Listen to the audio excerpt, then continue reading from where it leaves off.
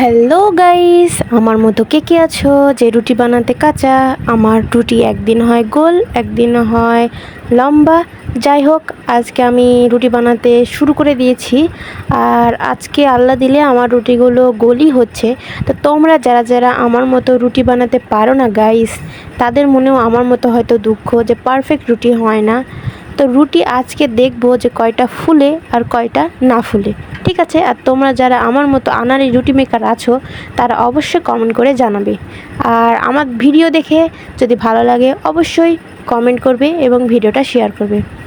আর তোমাদের একটা ছোট টিপস দিই যে রুটি বানানোর সময় আটা সব সময় গরম পানি দিয়েই মাখাবা, তাহলে দেখবা যে রুটিটা ভালো হবে।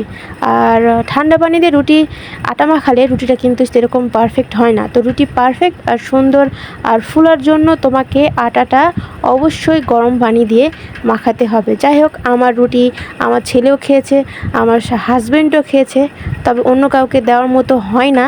তবে আজকে অনেকটাই ভালো হয়েছে। ঠিক আছে, আজকে কেমন হয়েছে আমার রুটি অবশ্যই তোমরা জানাবে।